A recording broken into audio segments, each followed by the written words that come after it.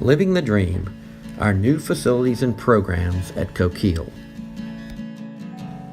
This is the third of 4 short informational presentations that will explain the history of Rec 14, our accomplishments, and our vision for the future. So far, we have presented the history of the Rec District and our 2008 Master Plan.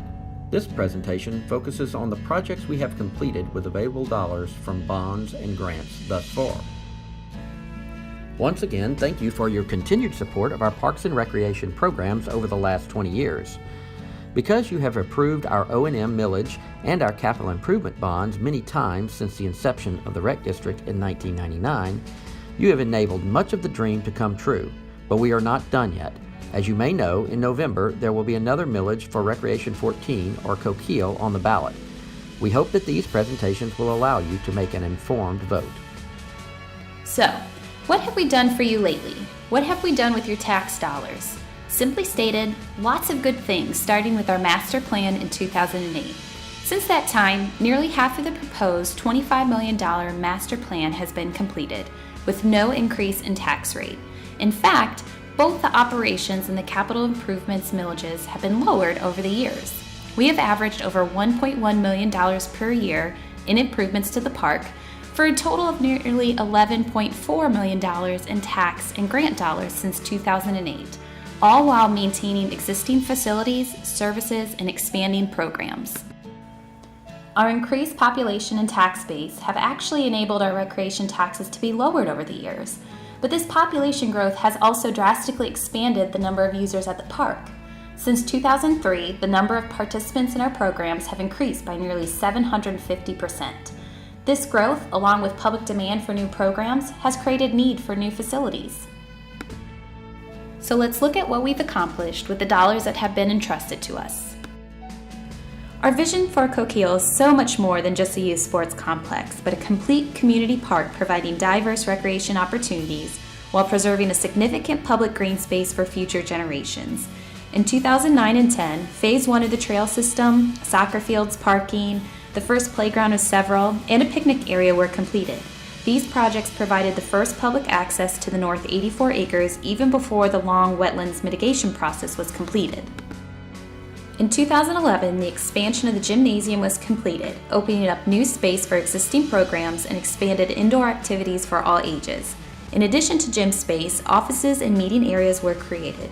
In 2012 and 13, Phase 1 of the main playground was constructed and our first splash pad, a new pavilion and restrooms, and the creation of the Steve Dwyer Pond and fishing pier were completed. It also added a bridge and road, creating permanent access to the parking and new facilities to the north. In 2013 and 14, a major new parking lot was completed within the core facilities near the gym and field complexes. This innovative green parking lot provided much needed parking and helped with stormwater management requirements, but most importantly was extremely cost effective. Recognizing specific needs for this parking lot and by using new technologies, it was constructed for approximately 60% of the cost of a traditional asphalt lot, but has served the users well since completion and is a model for green infrastructure in the parish. In late 2014, additional stormwater management ponds were created, along with the construction of another soccer field and the Grove, our new family gathering area with pavilions and outdoor games for all ages. New opportunities such as bocce, horseshoes, washers, and croquet were provided, along with gathering pavilions, shuffleboard courts, barbecue grills, and a fire pit. Mainly for walk-up family recreation, it expands the offerings beyond organized sports and provides activities for all aspects of the public. 2015 brought the completion of Phase 2 of the main playground, adding a tot lot and multiple play apparatus and safety surfacings. 2016 largely gave way to infrastructure improvements to allow for more complete access and use of the northern 84-acre tract. Major site clearing earthworks, roads, parking, water, and sewer projects were done, all preparing the site for future development. Much of this was done with park staff providing a more cost-effective use of tax dollars than traditional means. 2017 has included the construction of the Great Lawn and surrounding parking, which is soon to be completed in late October. 2017 included the construction of the final phase of the main playground. As a landmark playground in this area, it includes a thematic playground interpreting the history of Madisonville and St. Tammany Parish, and it's going to be awesome, adding to what is already a great place to play. It will be a destination playground and a place to remember on the North Shore, scheduled to be completed in December of this year. The last project to be built, using the 2013 bonds, will be the tennis facility. This complete tennis center, designed around a grove of spectacular live oaks, will include 6 championship courts, 2 standard courts, and 4 junior courts, as well as a pro shop, restrooms, and gathering areas. There will be a club-like atmosphere offering daily walk-up and league play. Designed to be a family tennis complex, it will offer programming for juniors through active seniors, but will always maintain a public recreation model. We've been working with USTA and other tennis organizations to finalize additional grant funding that will provide the needed dollars to complete the project, as in the dream. This project should break ground sometime around the 1st of 2018.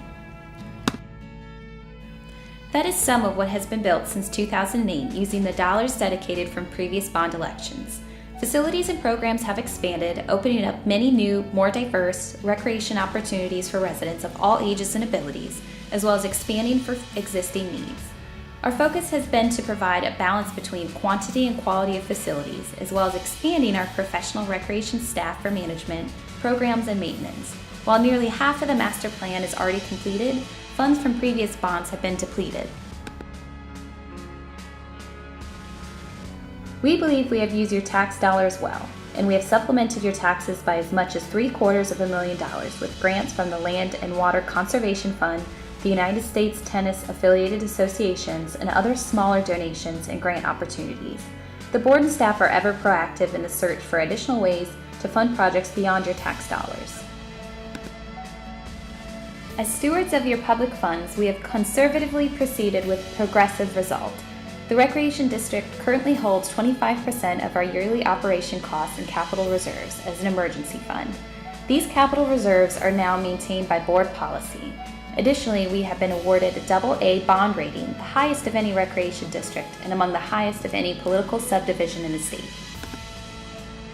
The future of the park is amazing, and approval of the proposition on November 18th will enable nearly all the master plan to be completed within the next 3 years with no projected increase in the tax rate. We will continue to work diligently to bring top value for every dollar we spend on your behalf. Thanks for listening. We hope that you will pass us along to your family and friends so that they can be informed about Recreation District 14. Just tell them to search YouTube for Keep Playing at Coquille or log on to coquillerecreation.com where you can find all of our presentations to date. Stay tuned for our final presentation, Dream On, where we will present the exciting projects to be completed when additional funds become available. And remember, the election is November 18th. Early voting is November 3rd through the 11th. So please remember to vote. Thanks in advance so that we all can #KeepPlaying at Coquille.